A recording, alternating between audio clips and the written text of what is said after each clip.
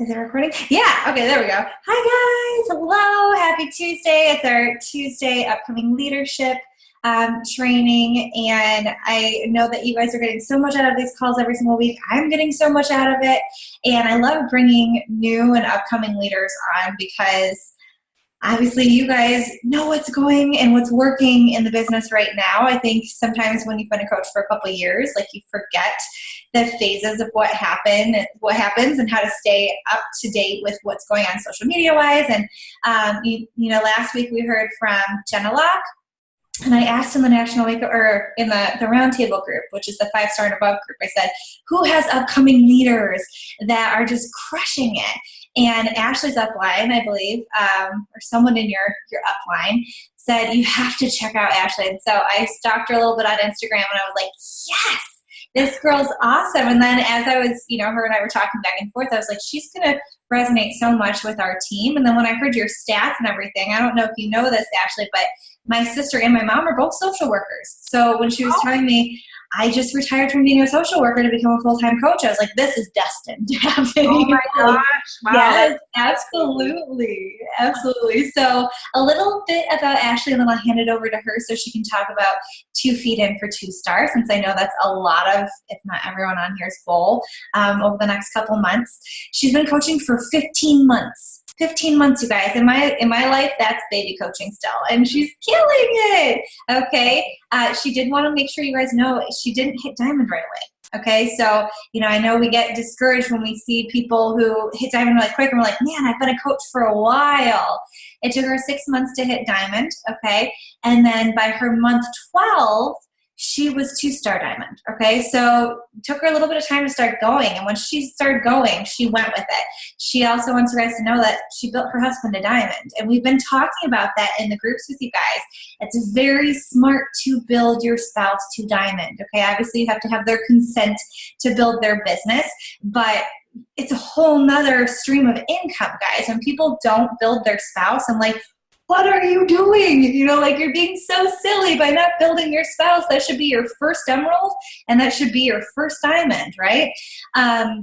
She's also a mom, so she has 2 little kids, and she's a wife. And like I said before, she retired from her social working career to be a full-time coach. That's a huge accomplishment to be coaching 15 months and already be able to retire from your job. So like I've said before, you guys, 2-star is, and she'll probably tell you that, 2-star is where you start seeing that income increase. I didn't see my income increase until I opened up my second business center. Okay.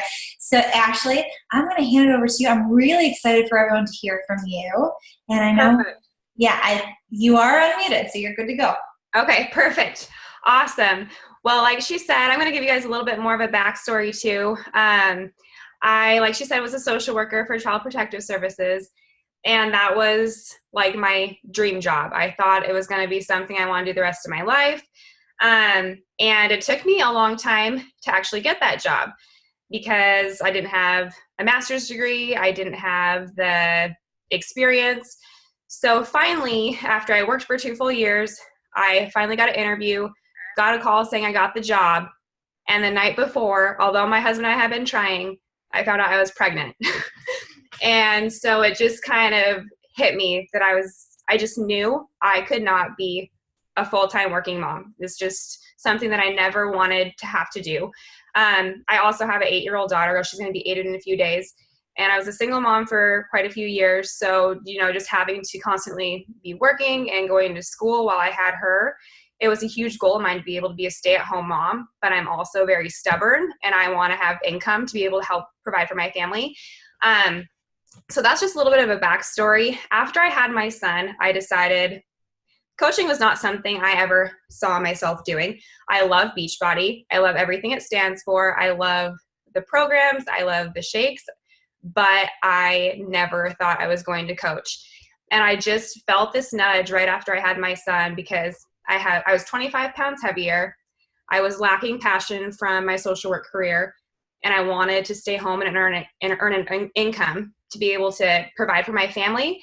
And this was the full package.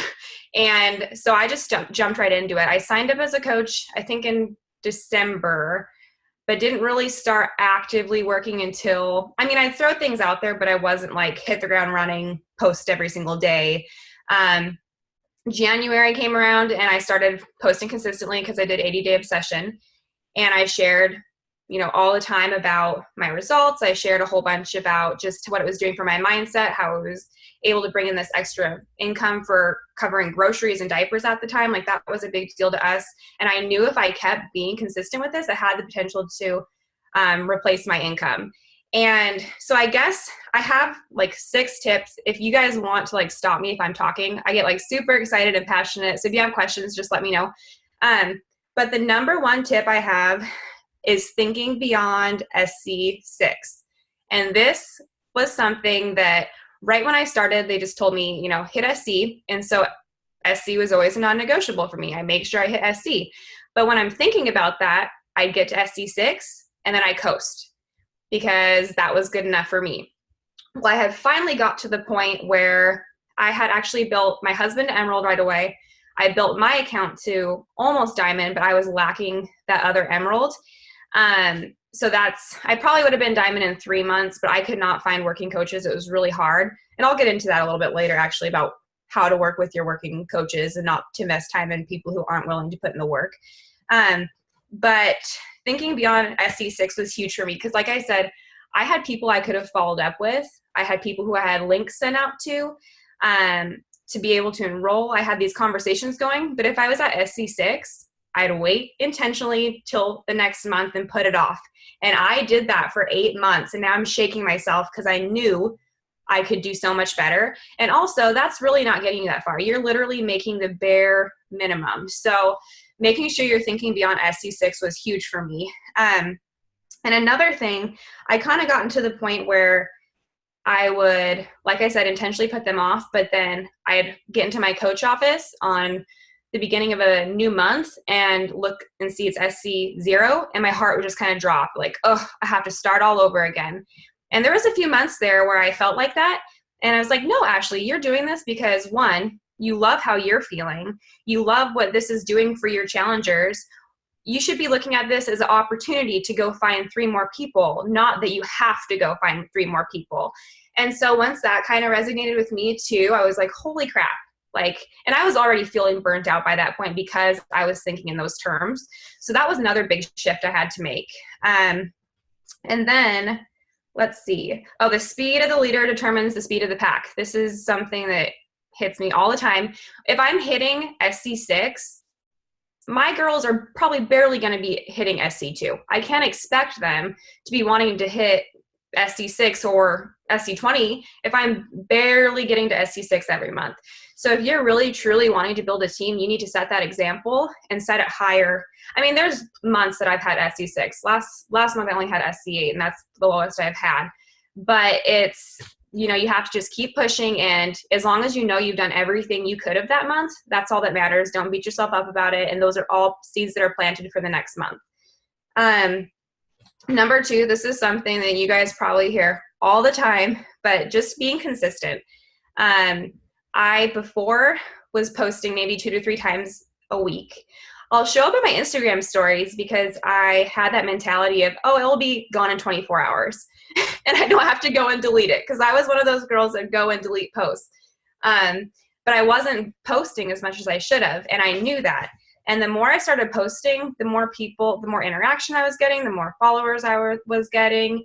And you never know when people who are following you need to see that post at the right time. So if you're only showing up 2 to 3 times a week on your posts, that's a huge missed opportunity for people. And then let's see. Yeah, this is another thing. Like, when I think about what kind of coach I would personally want, which my coach is great, I would want a coach that's showing up every single day. Like, I wake up, crawl out of bed, oh, she's already on her Instagram story, she's already worked out. Like, that's the kind of coach I want. I don't want a coach who maybe she'll show up 2 to 3 times a week because, they're really putting a lot of trust in you. And there are a lot of other, people out there. So just making sure that you have value to add to them, and, you're showing consistently on your social media. That's just also instilling trust for your challengers or people who are potentially going to join you. And then Yeah, this is one thing. Logan's like my great grandma coach. She's kind of up there a ways, but I always thought there was just something so special about Logan. And she said the secret is that there's no secret, girlfriend. All I do is post all the time. Like, there's nothing special about me. There's nothing that I do that you can't do. So when you think of it in those terms, it just kind of resonates with you. 3, this is something, I don't know if any of you have been to Summit or if you're planning to go to Summit, but that was a really pivotal moment for me. I was month 2 of being a coach, and I just knew, like, we're going to make a way. My family lives in Montana, 13 hours away from me, but I made sure that I had family to come watch my kids so I could get there, because it is such an awesome experience, and you're going to get so much great training. And not only that, just like the environment of it is just insane.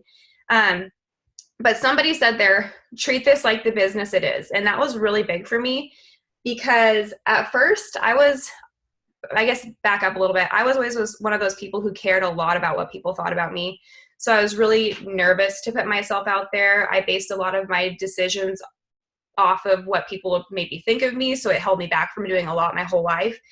And with this, when I started, I was almost embarrassed in a sense, because I was overweight at the time. I had never really done anything like this in my life. And so putting myself out there for everybody to judge was really scary for me.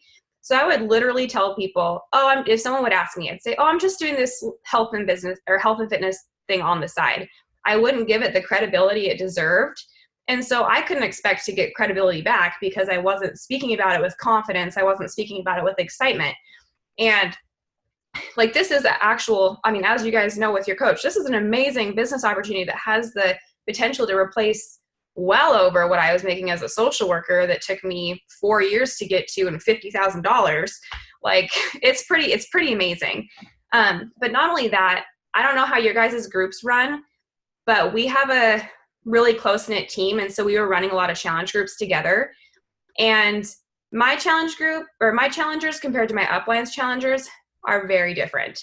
And so I just threw all my girls in this bigger challenge group with my coach and her upline coach, because they were probably about on the same level as me, that we didn't have tons of people, but none of my challengers were posting.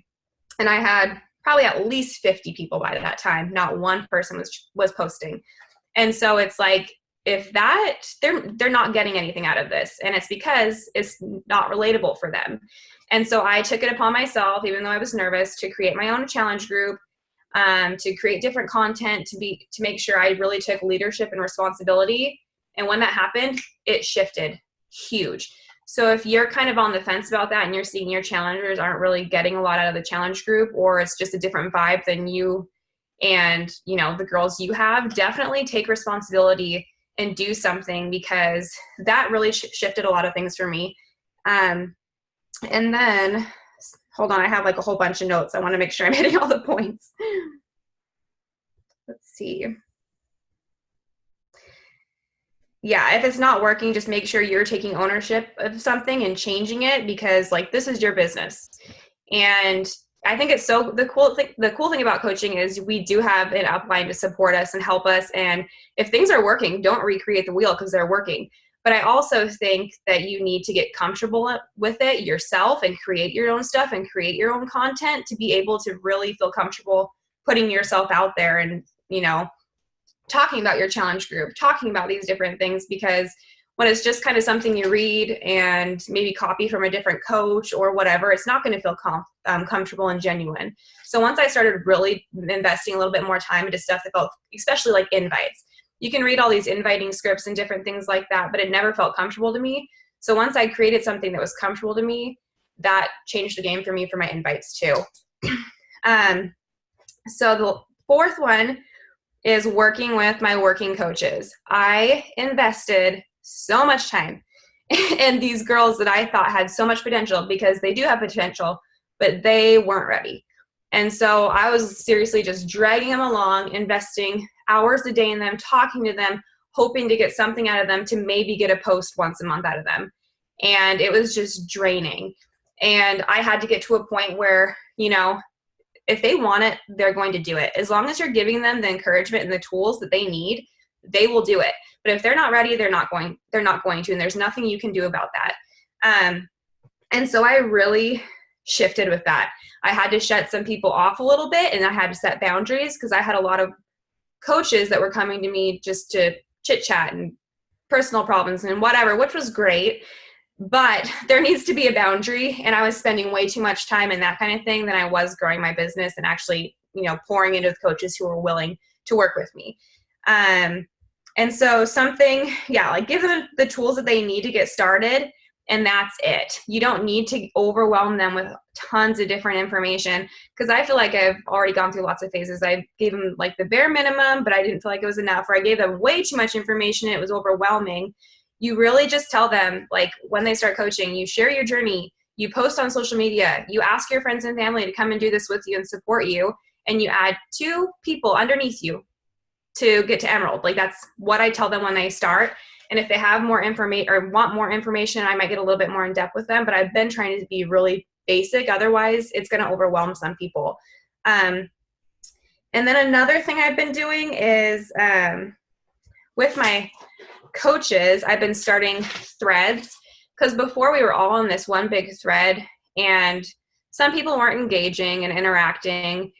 And I posted in there and I said, I'm going to be pulling my working coaches into a different thread. So, if you're a working coach right now, you're going to be automatically added to this thread. And if you're somebody who wants to re-engage, let me know and we can chit chat a little bit and we can possibly work you to get to that other thread. But this one creates FOMO for the coaches who are already in the other thread, seeing everything you're posting, but choosing not to coach. And that has actually got a few more people more interested in having that separate thread. But it's also kind of giving the other girls who are investing their time and energy and efforts a little bit more comfortable place to be able to post more often and not feel like they're annoying some of the other people who really aren't taking this seriously. And then 5, believing in myself changed my whole entire business. It sounds so corny and it sounds so minimal, but I really just kind of, like I said, I was coasting. I wasn't really sure if this was something I could truly do because I was super intimidated. I had 300 people on social media. I had like no one. I live, 13 hours away from any friends or family in a place that's huge and I don't really know anybody. So I had all of those things working against me, but I was also using them as excuses.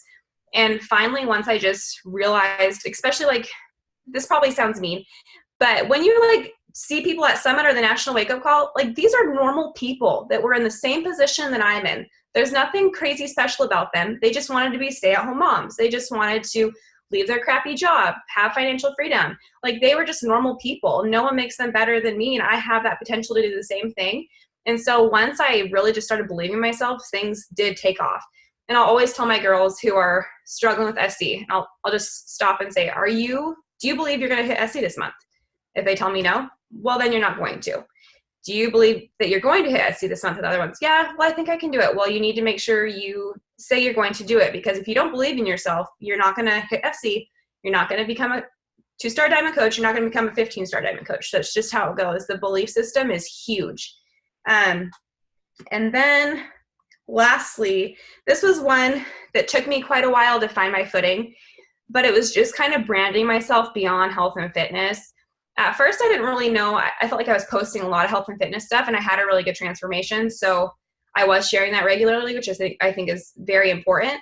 But other than that, I was just kind of lost just throwing random things up there. And so I really zoned in on what other people I want to focus on and hit. And that is women who are just like me. They want so badly to be stay-at-home moms, but they can't because they don't have the income to do it, or there's other barriers in their way. And so like finding those women or moms that already stay home, but they need that support system. So really zoning in on those people who you can relate to and branding yourself with that. Like I talk about, how like last Monday I just put up a picture of how I was able to spend my Monday playing out in the sandbox with my son. I wasn't having to, drop him off at daycare and counting down the hours on the clock until I had to get home. And then just to hopefully get a few hours of my coaching business in, cook dinner, get the kids cleaned up, put them to bed, and just repeat the cycle for 5 days. Like, cause that was really what I felt my life was. And this is just so rewarding. And so being able to talk about that and talking about the coaching opportunity you can just throw little snippets of stuff like that in there, and it goes a long ways and really does register with people. But yeah, I think those were like my main things that really changed for me. Looking at the comments. Ashlee, that was awesome. And I loved that you mentioned the speed of the leader is the speed of the pack, because I know that we've all heard that. Probably everyone on here is like, I've heard that. But how many of us have actually looked at our actions and looked at what we're doing and said, okay, what I'm doing in my business right now is literally affecting my team, right? Mm-hmm. Like, I know for me, I'll be like, oh yeah, I am running. And then I look at my actions and I'm like, but I'm not, like I'm not. I didn't make that goal of hitting, SC10 by the 15th, or I didn't make that goal of signing up 5 coaches in a month, or whatever it is. Like we say it, but we're not actually taking it in, right? So I love that you said that. I also think it's so important that you said that you are not pulling your coaches along, because I'm sure probably everyone in here is guilty of that as well, right? Where we're like, but you could do so well at this, like if you would just dive into it, because we feel like horrible people by not pulling people along, right? It's like that guilt factor where you're like, you're my coach, or you're in my downline, you're my coach, I should be doing everything in my power to help you succeed. When really that person who's not being pulled along is not looking at you that way. They're not saying like, oh my gosh, you're a horrible leader by not texting me every single day, right? There might be some people who think that way. But really, most people are like, okay, they know what they need to do. They know that they can get a hold of you if they're ready to run with it. So I have 2 questions. And guys, if you have questions as well, you can type them in the little chat bar and we'll go over them after it. But the first thing is, so you said that you hit diamond in 6 months. I want you to tell them, and it's different for everyone, your first diamond. 1, are those coaches still coaches actively working with you? And 2, were they mostly discount, or were they like active working coaches? The first people I signed up. To hit your first diamond, the first time you did it. The first time I had, so they were mostly all just discount coaches. I mean, it took a long time to finally get working coaches. I had a few, but it was the whole dragging them along. And I have had quite a few that I'm like, oh, you have so much potential, but finally, and I noticed like when I let off the reins, they just stopped. And so there's only and they know, like, we have a good relationship, as long as like this, I'm always going to be here. You have the potential to come back anytime. And a lot of them, they stay discount coaches. They love the products. They love the programs. Are just scared to put themselves out there. But most of mine, we're just the discount coaches. Yep. Guys, do you hear that? I think a lot of us are like in our heads, I have to have 8 working coaches, and coaches who are going to go diamond, and coaches who are going to do this and that. I look back at my first diamond too, and I'm like, I think I probably have 1 or 2 people who are still, I know that was 7, 8, 9 years ago? No, that was longer than that. It was like 9 years ago. Oh my God. But I have like 1 or 2 people who are still, and they're discount coaches, right? Like they're like at the very top of this business. And I'm like, if you would just go diamond, you'd be making so much money. But, like it just, they just are not doing it. So remember that, guys. The first time you hit diamond, it's going to be mostly discount coaches, okay? It happens for all of us. And then as you build towards 1-star, 2-star, if you have it in your control and you're focusing on helping your spouse and helping 1 coach run towards it, or 2, you're controlling 2 business centers and getting it there, there is no like right or wrong way to do this, okay? And as you're building, you're going to start, because you're creating that momentum, you're going to be bringing in working coaches, okay? It's not going to just always be discount coaches forever. But the faster that you can get a 2-star and you can open that second business center, the better, okay? Other question was recruiting-wise. So I know you're big on Instagram.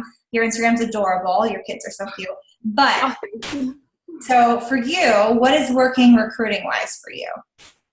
So honestly, another thing I'm doing, not even Instagram-wise, is I do share a lot in my challenge groups about coaching, which I think some people get kind of nervous about. But if I'm doing, once in a while, I'll just do like a little info session, just calls for challengers about coaching. Since I know I'm already have like that connection with them. It's not just like a coaching info session. And so I'll do that once in a while, and once in a while I will get some people interested. But recruiting wise, I just talk a lot about the coaching opportunity. Usually at least once a day in my stories somehow, but I usually try to make a couple posts a week about coaching in general, about adding new coaches to my group, about how much, this opportunity has blessed me to be able to earn an income at home, what our money has covered, like our weekly paycheck, just trickling it in like that, just so people know this is actually has the potential to replace your income. Because I think people really don't believe it when people talk about it. But when you put it into perspective, they're like, holy crap. And I actually I've really strayed away from it because I don't want to make the whole money thing a big deal, but it is. Like, it is. You can't stray away from it, especially like that is why I decided to coach, so that I could get this income to stay home. And so I'd be a fool not to share that with people. So that's really been where I've got a lot of my people. And another thing, like if I see somebody who has really good potential to coach, I go in for the invite if they're following me, even if we've just kind of conversated a little bit with pictures and stuff, and it hasn't been or posting on each other's Instagrams, and it hasn't been a full-on conversation. I'll be like, you would fit in so well with my girls that I coach with, and you have so much potential. You already post on Instagram, comfortably. You already work out. Like, you should totally do this with me.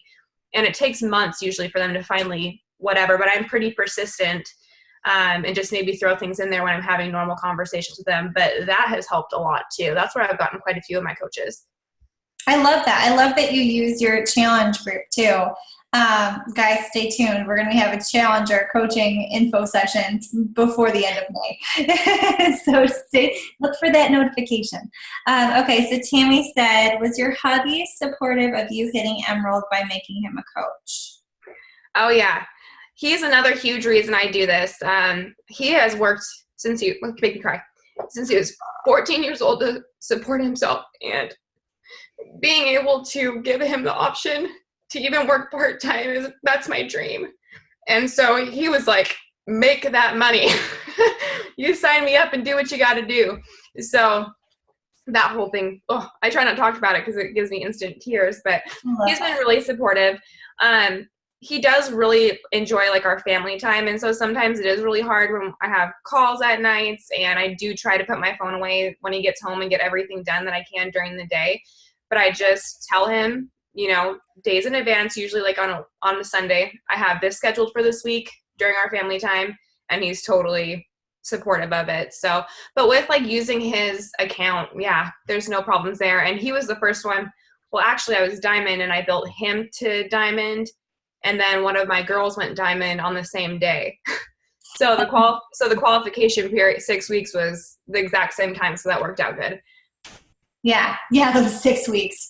Oh, I know. It was the longest 6 weeks of my life. Technically, it's only 5 weeks, guys. So yeah. I was going to say, I was counting. I was like, no, I think this is only 5 weeks. It's not too bad. So it took one little bit stress off of there. Yeah, I was just going to comment too about if you treat it like a hobby, it will always be a hobby. And that's something I did going in, is if people were coming to me asking about coaching, I always downplayed it and gave them the discount hobby business layout, because that's what was comfortable for me at the time. And that for me was a huge mistake, because if people are ready to run with it or they're excited about it, and then I give them that hobby coach idea in their head and they didn't even know that was an option, then they might take a few steps back. And I think that's what happened with a lot of my coaches. So one, I don't even share that anymore. I share, if you want to discount coach just to get the products for the discount, not coaching. But I don't even mention hobby coaching anymore, because I really feel like that has been a huge setback for a lot of my girls, because it's comfortable. And, like a lot of them end up staying there. And if they're coming to you for coaching, it's your responsibility to give them the tools and the skills and things they need. And, to be able to actually grow the business and not just make this a hobby. So that's another huge thing. I'm glad you mentioned that. Yeah, for sure. Okay, I see 2 more questions. And then I have to make sure I write mine down because I'm going to forget. But okay, so Megan said, we got 2 questions from Megan. Some coaches are with us. Oh, you have really good engagement on your Instagram. Any insight there? So how do you get good engagement on your Instagram? Honestly, since I've been posting every single day, I get way more engagement. If I would go 2 to 3 times a week posting, my engagement was super low. But I post every single day, at least once a day most of the time. Since I've tried to do this since October, and I use the challenge tracker, and that's really when I made the commitment to post every day. And that really has just helped my engagement tons. And I have to tweak my hashtags. I really don't know if I'm getting a lot of engagement with like hashtags. I'm trying, but it's more so just showing up every single day and people expecting it, I think, honestly. Yeah, and I know Shalene, someone probably on here probably watched the Shalene thing with Instagram tonight. Megan's shaking her head. I'm like, okay, I'll get the tips from you because I totally didn't get on. But, guys, Instagram is changing so quickly. You just have to keep trying new things. I'm constantly tweaking things and trying to figure out like what's going to get engagement or what's going to get, more people messaging me or whatever. So you just got to keep trying new things and not get too hung up on it. Another thing I was watching a training today, and I'm guilty for this, but they said the worst thing you can do is post and ghost.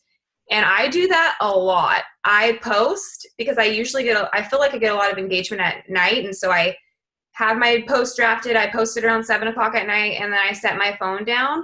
And they say that's the worst thing you can do because you really should try to stay active and engage with people like within that hour after you post something to boost the engagement on your Instagram. So that's something I'm definitely going to change, but I just found that out today. Yeah, that's so true. It's so true. I do it too. Like where I'm like, all right, like 9 p.m. is a good time. All right, I'm going to bed. Yep. When you wake up and you're like, oh man. Okay. So I had another question. Oh my God, I should have wrote it down. Oh, 2-star. So I know this was, 2 feet in for 2-star. So what changed for you when you got that second business center open? So let me preface it because I know I've got some new coaches on here. Beachbody gives you the opportunity to open another business center when you hit 2-star diamond coach. Okay. So once you go through the 5-week qualification period of having 2 diamonds underneath you, you are allowed to open another business center in your name. So instead of being just Meg Kozlowski, I have Meg Kozlowski 2.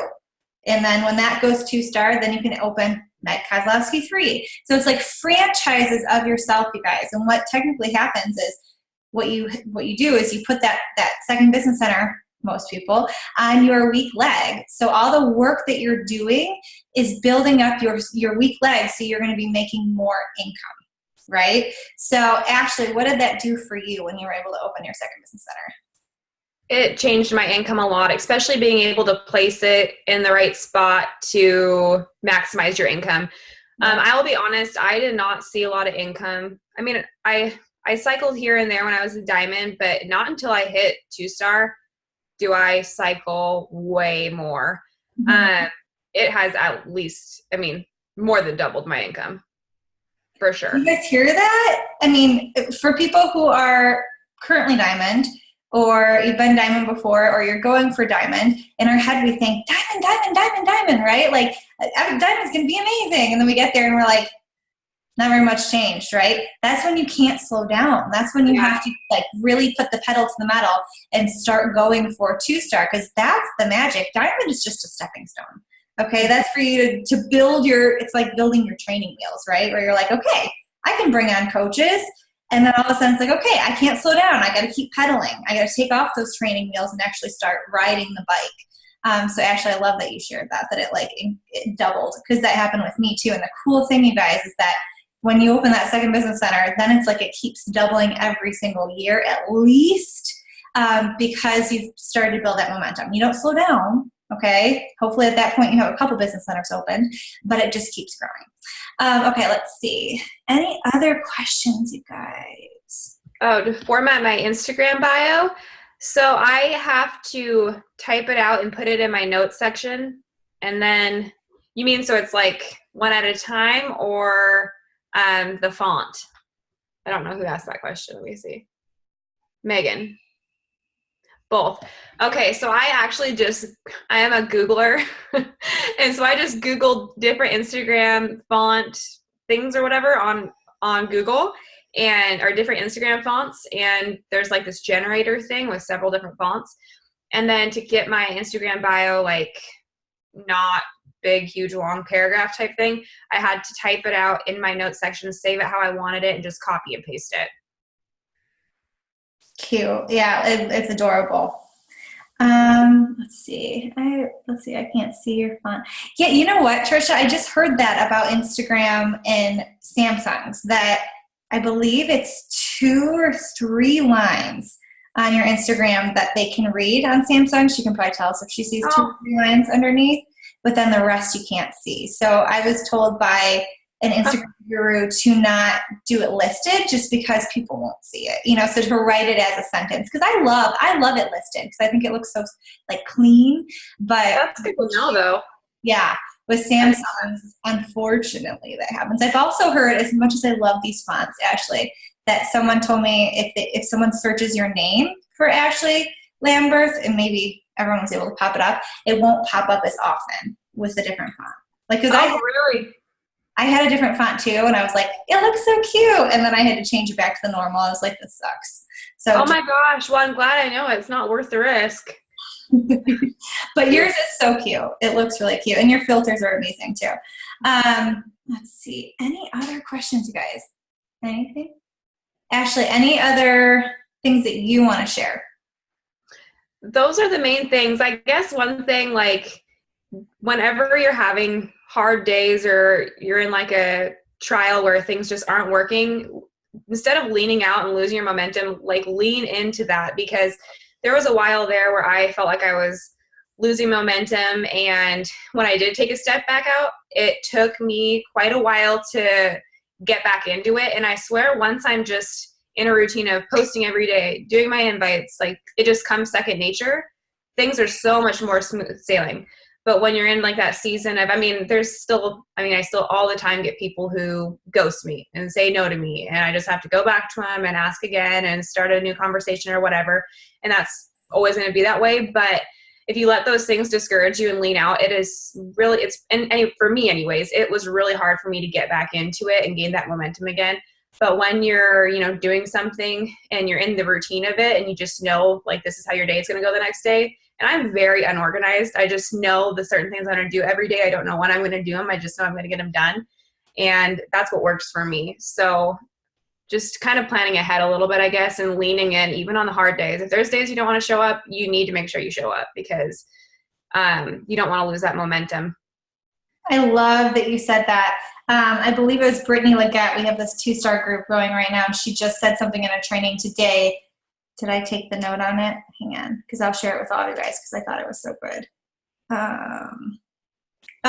She said, the goal as coaches is not to be perfect, but it's to win most of the time. So what she's saying is like, come on, like we all have life happen. There's days where like our kids are sick and we can't work, or like ish hits the fan, or we're in bad moods and we know that if we start working, it's going to just come into all of the messages that we're connecting with, right? And that we instead should be focused on personal development that day. Give yourself 1 day of grace. 1 day. Okay, 1 day out of 7, you guys. So that's 6 other days that you're getting your ish done. Okay, and you're winning those days. You can have 1 day that it's crappy, okay, the rest of the time. Because too many of us, I know I am guilty of this, it's like, oh, okay, I did 4 or 5 good days. I can take the rest of the week off. No, right? Especially when you're in the grind of building up the momentum in this business, guys. So I think that's it, you guys. Ashlee, thank you so much. You are amazing. You're welcome. Thank you. A picture. Hopefully it was helpful. Yeah, it was absolutely helpful. And I think it's just good for them to hear the realness, right? That like, yeah, like it's going to take some time. It's going to take grind, you guys, but it's worth it. Did you guys see the tears of her talking about her husband and what her why is? Like, Ashlee, and you know her why now, right? Like, 'cause she shared that emotion. If you don't have that why, we've talked about this before, the why that like makes you cry, that earth-shattering why, you got to dig deep. You know, even 10 years into the business, you guys, almost, I still have a why that makes me want to cry. Okay. So it's going to change as you achieve those goals, which is cool, but they're going to keep evolving into different things, right? Like my why now is focused on you guys, which is pretty cool. All right, guys, have a wonderful, wonderful Tuesday night. I'll make sure I put this recording up in our team resource, that Google Doc folder. Hopefully you guys are all using that. I think that's it. I'll talk to you guys in the groups. Ashlee, thank you again, and I'll talk to you guys. Thank you guys. Bye.